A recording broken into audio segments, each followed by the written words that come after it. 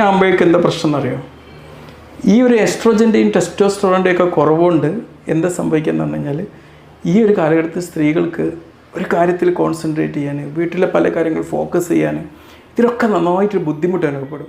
Memory, ഓർമ്മകൾ, ഇതിലൊക്കെ ഒരുപാട് ബുദ്ധിമുട്ടുകൾ അനുഭവപ്പെടുന്ന ഒരു സമയമായതുകൊണ്ട് തന്നെ അവരെന്ത് ചെയ്യണമെന്ന് വെച്ചാൽ ദിവസത്തെ ഓർഗനൈസ് ചെയ്യാൻ വേണ്ടി ശ്രദ്ധിക്കുക എന്നുള്ളതാണ്. പ്രത്യേകിച്ച് വേണമെങ്കിൽ ഒരു ഡയറി എഴുതി വെക്കുക. ചിലപ്പോൾ കുട്ടിയുടെ ചില കാര്യങ്ങളൊക്കെ ചെയ്യാനുണ്ടാവും, വീട്ടിലെ ഒരു ഡേ ടു ഡേ ആക്ടിവിറ്റീസിലൊക്കെ ഈ ഒരു കാര്യം വല്ലാതെ ഇമ്പാക്റ്റ് ചെയ്യുമ്പം അതൊക്കെ മറന്നു പോകുന്ന സാഹചര്യം ഉണ്ടാവും.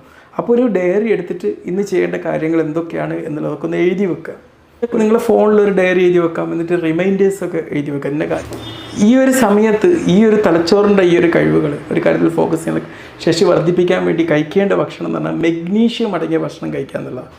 നമ്മൾ കഴിക്കുന്ന ഒരുപാട് ഗ്രീൻ ലീഫി വെജിറ്റബിൾസ്, പച്ചക്കറികൾ, ഇതിലൊക്കെ ഇത് ധാരാളം അടങ്ങിയിട്ടുണ്ട്. നട്ട്സ് കഴിക്കാം. ഈ ബ്രൗൺ റൈസ്